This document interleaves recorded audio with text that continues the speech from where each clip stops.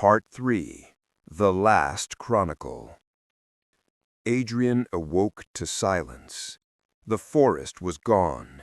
He lay on cold marble, surrounded by towering pillars of obsidian. Above stretched a ceiling painted like a night sky, though no stars he recognized shone there.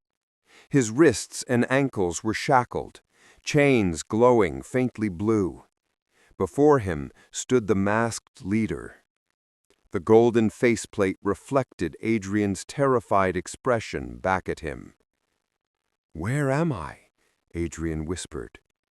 The masked figure's voice boomed, distorted and unnatural. "You stand in the chamber of records. Every lie told in the name of history is born here." With a gesture, the floor around them shifted. Panels slid open, revealing endless rows of tablets, scrolls, and books. Adrian's eyes widened. Some bore symbols of empires long dead. Others showed languages he had never seen. And some looked like they hadn't been written yet. The masked man stepped closer. "We are the chroniclers. When Rome fell, we decided what story would replace it. We erased what threatened control, and we invented darkness where light once burned. That is why your age calls it the Dark Ages, not because men were ignorant, but because we blinded them." Adrian shook his head violently. "Why? Why would you do this?" The mask tilted. "Control. A civilization drowning in knowledge cannot be ruled, but a civilization starved of it will crawl on its knees for scraps. And so we built kingdoms, religions, and wars, not as history, but as tools." He raised his hand, and the parchment Adrian still clutched flew into his palm. "This design was never meant for you. It is the seed of the next era, the one your descendants will call progress. But progress is only another leash." Adrian strained against his chains, fury boiling through him. "You think you own history, but people will learn the truth." The mask leaned close, golden face inches from his own. "And what will they do with it? Burn each other alive for heresy? Kill their neighbors for thinking differently? We have given humanity peace through ignorance. Would you rather chaos through truth?" Adrian's breath caught. Somewhere deep inside, he feared the masked man was right. But then he remembered the custodian's sacrifice, the woman's desperate eyes. Yes, truth was dangerous, but silence was worse. He clenched his fists. "I will write it. I'll tell the world." The masked figure straightened, his laugh hollow and metallic. "So did every scribe before you. Do you know where they are now?" He gestured, and the floor split open. Beneath the marble, a pit stretched downward into endless blackness. Shapes shifted within, bodies piled like broken dolls, faces frozen in terror. Adrian's stomach lurched. "The scribes," the masked man said coldly, "those who thought they could reveal us. This is their chronicle." His chains tightened, dragging him toward the pit. He fought, straining until his muscles tore. The abyss gaped wider, the whispers of the dead rising like a storm.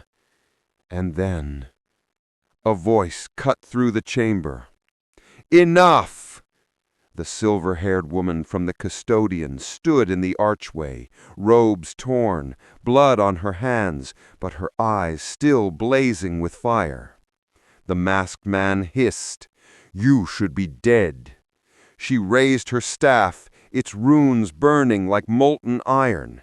So should you, and yet here we stand. The chamber shook as energy crackled between them. The chains around Adrian shattered, sparks flying. He stumbled free, gasping as the two powers clashed, light and shadow tearing the air apart. The woman shouted without looking at him, "Adrian, the dais, use it!" He turned. The glowing circle of runes at the center of the chamber pulsed, alive, waiting. He didn't know what it would do. He only knew it was his chance. He sprinted. The masked man saw and roared. No! He hurled a bolt of burning light, but the woman intercepted it, screaming as it tore across her chest. She staggered, but held her ground. Adrian leapt onto the dais. The runes flared beneath his feet, searing his skin. The parchment in his hands burst into flame, not consuming, but transforming. The ink rising into the air like living smoke. Words, diagrams, entire histories swirled around him in a storm of knowledge. Visions struck him, the Dark Ages not as ruins, but as laboratories, the hidden wars, the false plagues, the engineered ignorance. He saw the chroniclers guiding kings like puppets, burning libraries, burying inventions centuries ahead of their time. He saw the custodians resisting, losing, but never ceasing. And then he saw beyond. He saw centuries rolling forward, 1500, 1800, 2026, the same cycle repeating. Knowledge given, then stolen. Truth revealed, then buried. Humanity rising, then shackled again. The voice of the parchment thundered in his skull. You are the chronicler now. Write the truth or bury it forever. Adrian screamed, his body splitting with light. The masked man lunged, but too late. The runes exploded upward, sending a pillar of fire into the heavens. When Adrian opened his eyes, he was back in the Abbey's scriptorium. The candle flickered calmly on the desk. His quill rested in his hand, the parchment blank before him. Had it been a dream? A vision? No. His hand still burned with faint scars where the chains had bitten. And beside the parchment lay the silver-haired woman's staff. Adrian shivered, then dipped the quill into ink. His hand moved with certainty, words spilling faster than thought. He wrote everything. Marcus, the custodians, the chamber of records, the masked man, the cycle of lies. He wrote until the candle burned low, until dawn light touched the window. When he finished, he sat back, exhausted. On the parchment before him was not scripture, not prayer. It was truth. The first line read, "The Dark Ages were never an age of ignorance. They were the age of control, and it is coming again." Adrian's eyes blurred. He knew what this meant. If the abbot's allies found it, he would join the pit of scribes. But if no one read it, the lies would live on. He bound the manuscript, sealing it with wax, and with shaking hands he hid it deep within the monastery walls. Perhaps no one would find it for centuries. Perhaps it would be discovered by chance like he had.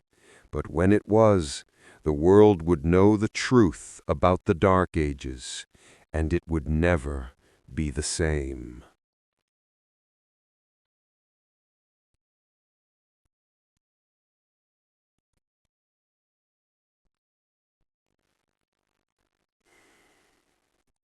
Epilogue.